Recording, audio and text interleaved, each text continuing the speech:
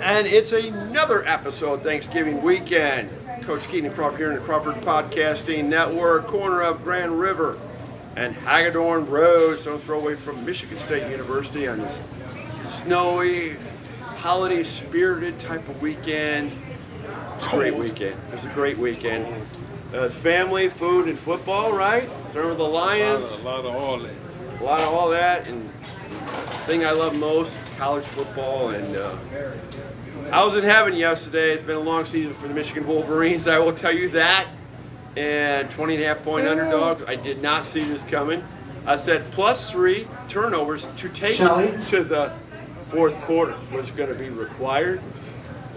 They got a couple turnovers, but it was their defense. Ohio State did not get a first down from 5:59 of the third quarter on, 77 yards total rushing. A very impressive win for the Wolverines on an otherwise unspectacular season. Your thoughts, Coach Key?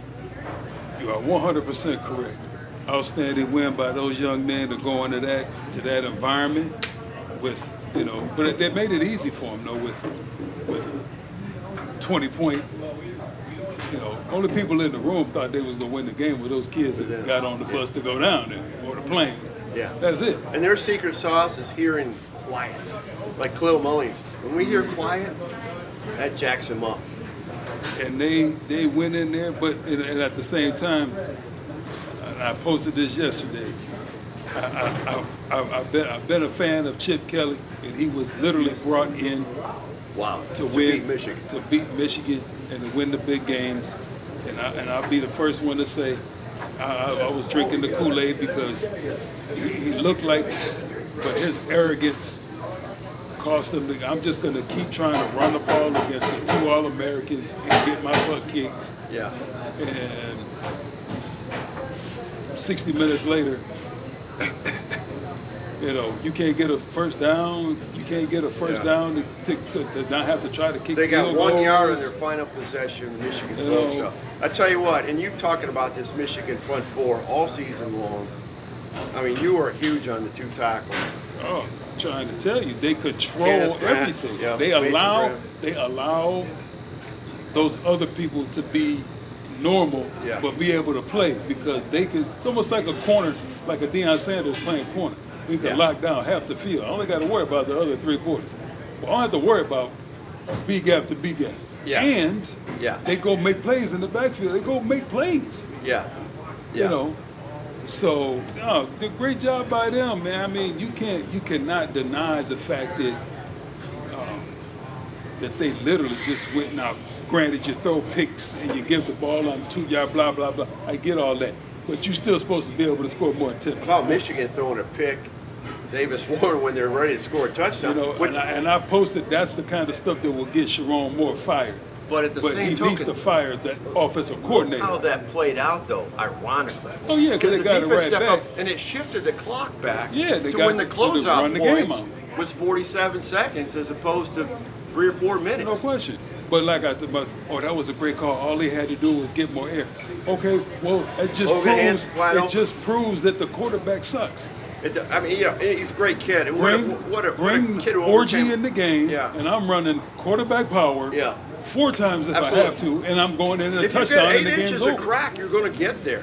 You know Period. what I mean? Yeah. They're not going to stop him running the football with an extra blocker with 44 and whoever else you want to put back there. Max Bredesen's a beast. He's like a tackler. To me, that's poor coaching. Put your kids in a position to be successful. Well, he was wide open. We get that. But the quarterback is so not. So you got to execute.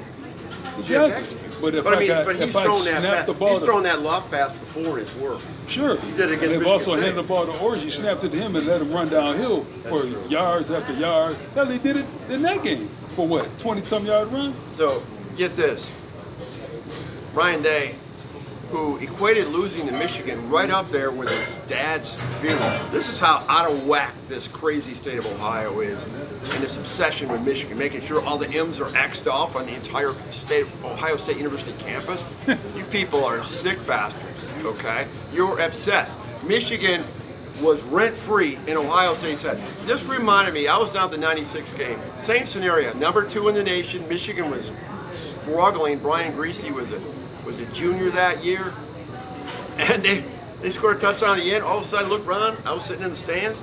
Ohio State fans were looking really nervous. When Ohio State fans get nervous, it's library-like quiet. They go, oh shit, here we go again. Here we go again. That's the same reaction that happened yesterday. It sounded like my freshman year in '87 when we held them to like minus yards rushing. Yeah, '87, that was a big win. And beat the brakes off. Yeah, that was a similar type of win. That '96 win was 13-9. This was 13-10. You want to make it a butt ugly game? You just want to just occupy. And Khalil Mullings, man, that 3rd and 6, that run broke away, busted it on the side. That was the play of the game. Oh, without a doubt, because they're punting the ball. Yeah, or else they're diciness going for it. Yeah, which, yeah, they were gonna get that one. Yeah. But no, you got to make. But like that defense was on the field the whole damn second half of the game. Yeah, they're tired. Yeah. Because the offense, like you said, can't get 1 first down. Yeah. Get off the field. Yeah.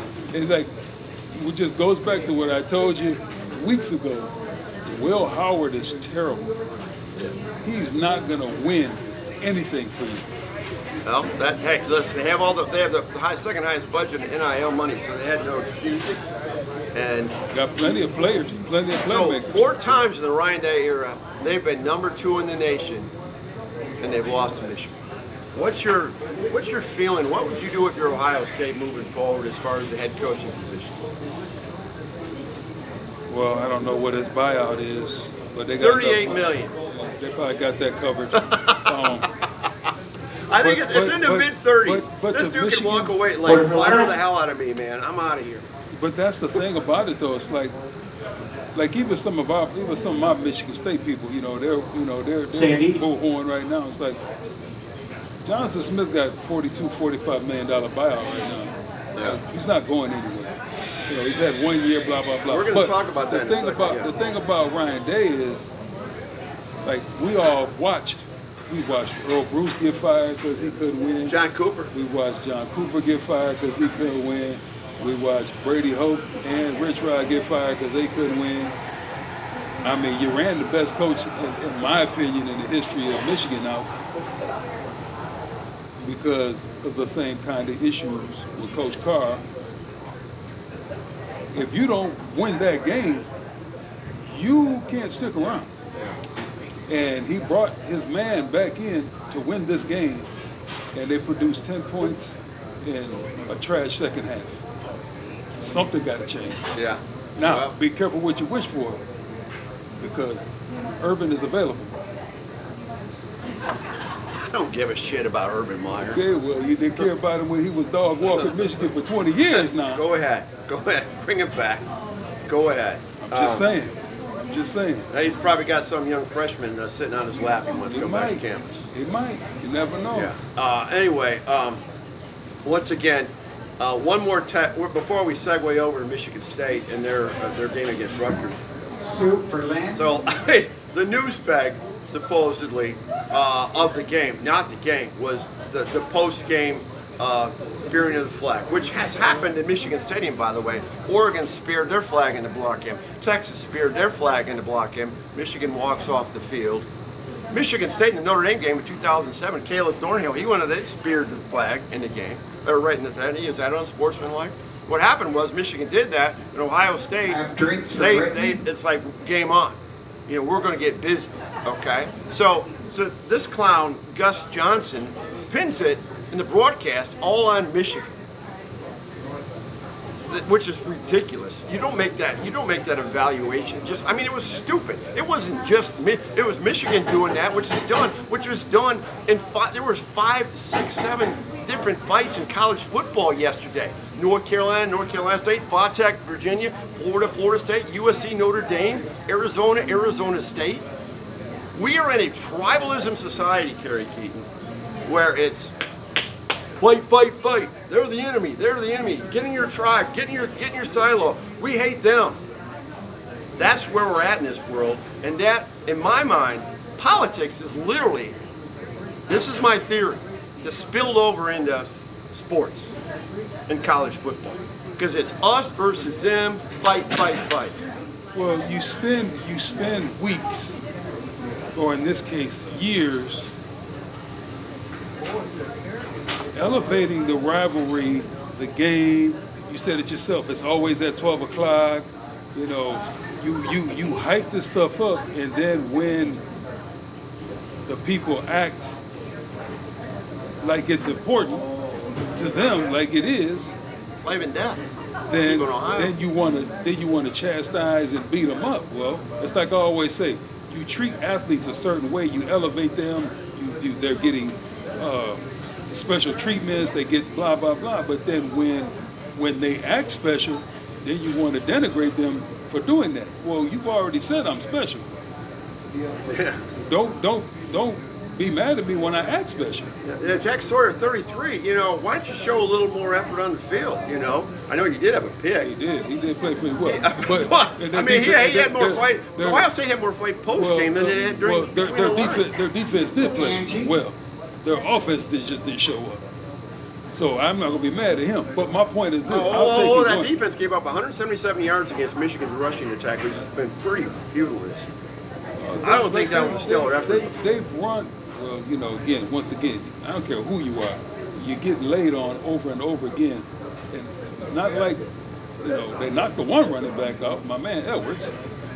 Mullins is not a bad running back.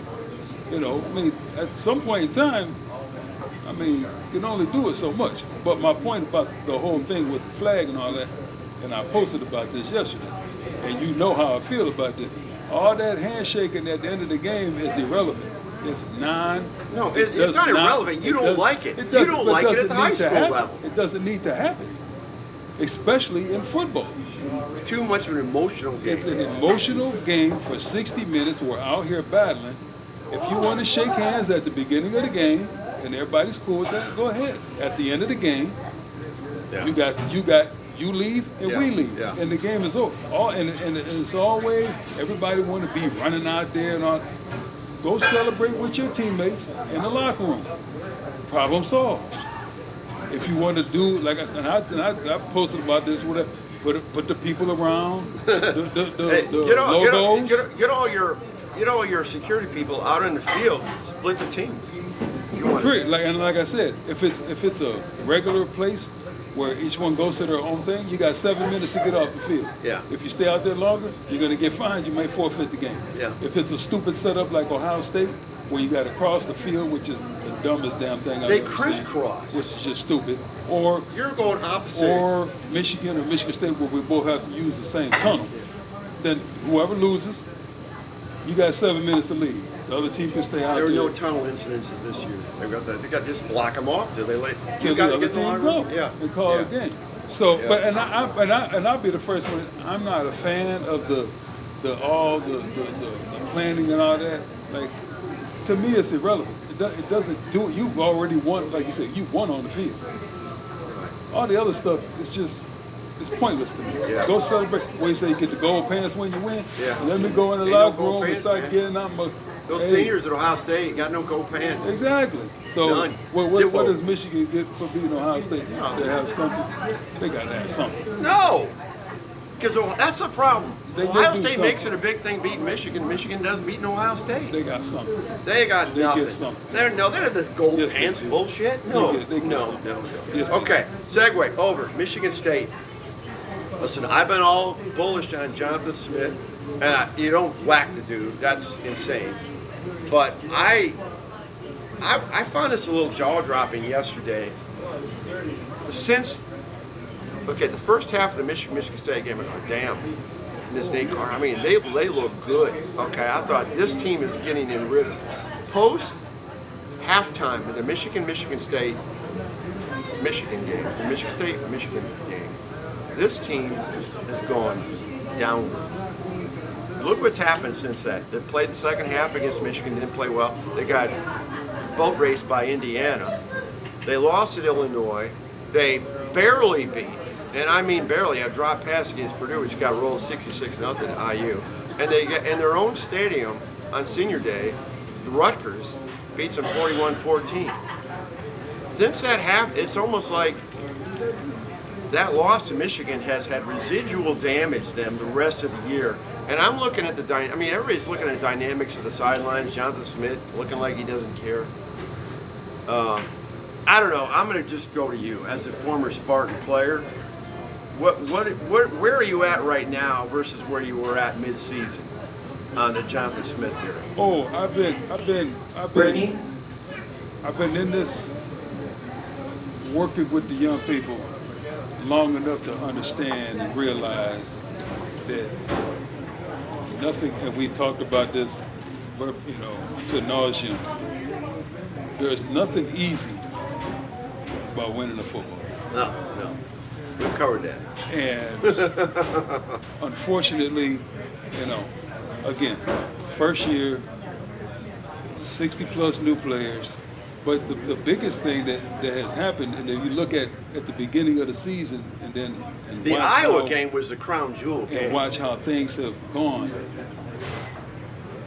The decimation of this team with injuries, especially in the back half of the defense, losing 2 offensive linemen early. I've never seen injuries break down somebody like that. Besides my own team, this year we struggle with some of the injuries with East Lansing like that too. I'm not giving anybody a pass because making too much money, coaches and players, to give passes. Like we talked about earlier. Do you care enough to be here? Do you show? Are you out there fighting? Now I didn't see them quit, the players that were out there, but there's people out there that shouldn't be out there playing. Because they're not good attrition. enough? Just through attrition. They're not ready. Well, you're going to have to get, like on this current recruiting class right now, and they just lost Jace Clarizio, your kid, Alabama. They're like 58th in recruiting. Okay, they have 0 4-stars on this team. You better do it in the portal because they're not doing it in the incoming. On December 4th, the sunny day, Michigan State doesn't. You need to get a higher level of talent, in my opinion. Well, that could be true, but like I said, when I played, and even through D'Antonio, they were winning with 3 stars. You get those kids, and you got to coach them up. They had a mix. That was their core was 3-star, but there's no 4-stars on this incoming. And I think you got to get Midwest kids too. And I don't know that's what he's doing. He got 3 studs from Orchard Lake coming in, which is going to take time. But I agree. Yes, you do have to get in the portal, but you can't get in the portal if you ain't got no money. So they don't have any money. I don't know what they got. I'm asking you. Those kinds of things are not. Well, then you have to make a commitment. Do you want to play big time football out here or not? Is that what you're saying? That's what it takes nowadays. You have those people that have the money. If it's important to them to open up their checkbooks, then it'll be important. You got to go out and find those people that are willing to do that. Now, otherwise, you're looking at 6-6, 7-5, maybe 8-3, 8-4. You good with that? At the end of the day, Tom, quite honestly, it's important to me, but it don't make me wake up any unhappier or happier. No, I don't give a shit whether they win or lose or not. Well, I understand. I totally get that. And as you being a former player, you don't have that fanboy element. Like fans who live vicariously through 18 to 22-year-olds, like a lot of us do. I want them to win. I know you for want those them to, kids. I know you want them to win, but I know there's a lot of former Michigan State players, and the same thing with Michigan players that I know that they have a sense of ownership over their team. I do too, but I ain't got no money. I ain't got no money to pay nobody. So you're telling me that it's money is the difference maker. Does Michigan State got somebody to give 10? They've been bought a quarterback for $12 million. Okay, how about it's important to them. How about schematically on this team from a coaching staff perspective, the assistants, is everything good on that staff? I think Michigan's going to make some major tweaks on their staff this year. I think defensively we were really good until we got all the injuries. We were really playing well first half of the season. So it's injuries and money. Injuries and money is your number 1 and 2 problem. My problem is we got to have a better offensive line. Offensive line is not good. Which is personnel. we just don't have it. So it's a personality. Like what goes back to money. Losing,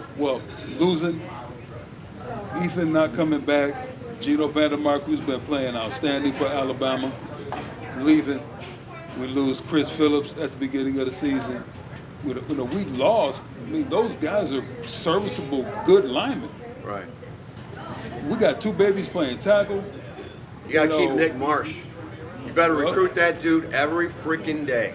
Well, he but at the end of the day, if somebody comes in and says, we'll give you $500,000 to come, Nick Marsh, like we talked about that, Nick Marsh got to worry about who? He got to worry about Nick Marsh. That is a business decision, as you Period. End of the story. If somebody come in and offer him the money. Okay, so it sounds like to me that Michigan State needs to circle the wagons and get. I mean, this is a good, highly academic school out here. They got Matt Ishbia in the world. You got illustrious alumni. Ishbia, Gores. Yeah, you got a dude up here who took over Walnut Hills, man. He's got an estate up there, flipping all these agencies and everything, insurance agencies. Got a lot of money. Have him serve it up, right? That's what today's football, basketball. That's what it comes down to. Yeah. You got to find. So Texas A&M has the highest NIL this year, which is nothing. $30 million. That's nothing. This is going to catapult forward. So they lost to a losing team, Auburn, losing record Auburn, and then they got Texas got them. Texas handled that game. So they end up with 2 losses. So that's that rich oil money. There was so much freaking money in Texas. So that money didn't pay off for A&M. Well, it didn't pay off for Jimbo either, but they still paying him $70 million. Yeah. So the buyout for Jonathan Smith is it's in the 30s. So all you people having fantasies about Jonathan Smith getting whacked, that ain't happening. But I do think he has to look at his staff inward and his personnel and make some tough decisions. You can only do so much with the X's and O's if you ain't got the Jimmys and the Joes. So without but that's it's always like we do great the first drive, even the second drive. Yeah, it's like weird. When they figured out that we just can't make another adjustment. They don't make that second and third schematic adjustment. That I like to say, like Coach Frogger was very good at. Yeah. We're very good at that at Everett, figuring out what they were trying to do, and then that we know what we can do to counteract that. It just doesn't seem like we're able to do that. No, because it was 10-7, and then it went to 17-7. It was game over. We can't get the first. We can't get the ball. Can't get the ball. Got to get the ball. Keep the defense off the field. Move the ball. Do something. Yeah. So that was frustrating. 3 years I know, people are different, mixed opinions on you want to go to a bowl game, whatever. Hey, it's practice, and this is a developmental program out there, and it's a de facto spring practice, having bowl practices. Absolutely. So that's unfortunate for Michigan State, but we'll see what happens next year. But you know what? At the same time, I tell my daughters this all the time, and I tell other kids, I said, hey, nothing stopping you from going to work on free stuff. That's right. The Duffy's open. The Duffy's open, get your guys and go in there and practice and work out on your own. I'd be there Monday and have that, Get your wideouts and get your guys in there and hey, Childs, get your guys in there and get to working on stuff. One more thing, Aiden Childs took a little, he took a little shot at the fan. I think he was disappointed in your fan. Says I don't play for the fans.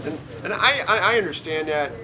The fan base, for Michigan State was 50,000, not bad for that kind of inclement weather. I know it probably ended up with like 10,000 at the end of the game, but I was a little surprised he even acknowledged that.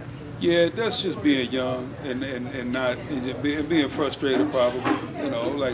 Somebody's. I'm sure he's being coached up right now. Hey man, listen, especially you making $1 million, you gotta be careful. That's what he's making. Probably somewhere in there. He's in that neighborhood. You got to be careful how you talk, for the people that are going to be supporting you. Because at the end of the day, they are here to support you. Don't bite the hand that feeds you. You got to be careful. Speaking of fans, the bandwagon fanboys from the Wolverines got real big yesterday.